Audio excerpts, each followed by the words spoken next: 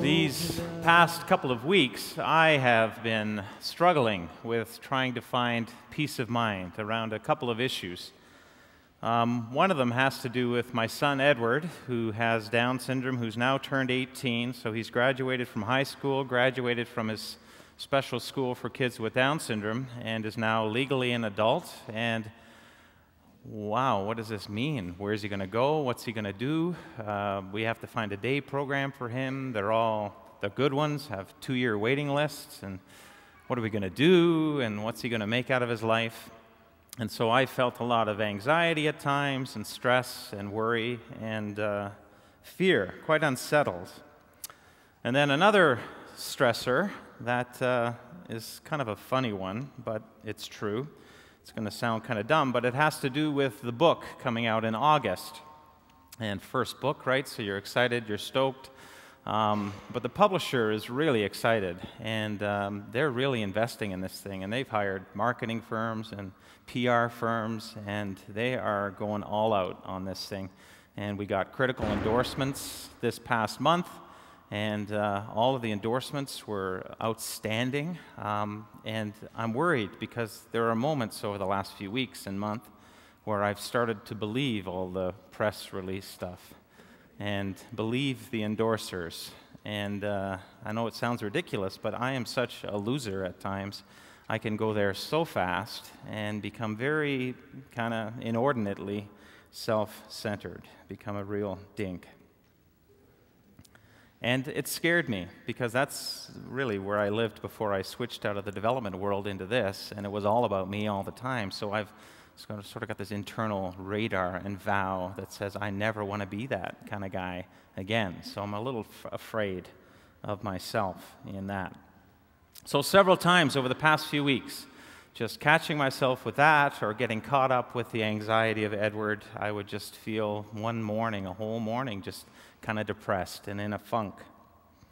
But each time it happened, it's been an undulating thing. I was then also reminded of something when I was in the middle of that depression. More particularly, reminded of someone. And the moment that happened, I'd find peace again. The circumstances haven't really changed. We still don't know what we're going to do with Edward, and I'm still a dink. But something changed. And I was back home again, and grounded, and at peace, found rest. I could feel a trust that enveloped me, and a hope that held me. And it's a mystery how He does it, God. But He does it. And I don't know where I would be without it. As I've been listening to Lauryn Hill's song several times over the past few weeks, the song is entitled, I Gotta Find Peace of Mind, I get the sense that she too has traveled through that undulating up and down journey.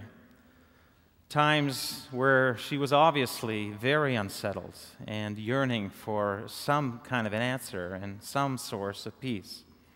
And then at other times, giving evidence of the fact that probably just as mysteriously, she found it. In the song we're going to listen to in just a few minutes, her cry for peace, this yearning cry, lasts about 4.5 minutes. But then suddenly something starts to change, and by the end of the song, she meets peace with a capital P. And in between her cry and her finding that peace, a couple of notable things happen. First, she sings what my ear seemed to be or identify as a prayer. In this very cool moment, she sort of changes the rhythm and plays her guitar a little bit differently, and with an urgent sense of yearning, prays these words, "Please come free my mind, please come free my mind." And not in the ancient 60s acid drug culture way. It's purer and more beautiful than that. "Can you see my mind? Won't you come free my mind?" And I thought as I heard her say those words, that's my prayer.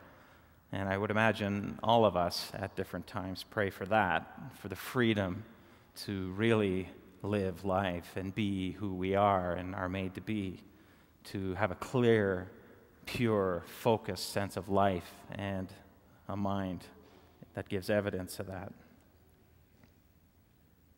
St. Paul, the Apostle Paul, writes, "It's for freedom that Christ has set you free." And then Lauryn Hill's song takes another kind of twist, a strange one. It's kind of weird and mystical. But it's one where I felt, as soon as I saw it, like I recognized the tone of voice and the urgency with which she's speaking. And it sounded a lot like what I'd studied back in seminary about how prophets speak. And prophets are people who would act as a voice for God, a mouthpiece for God, and say what God would want to say to people in a particular circumstance or in a certain place.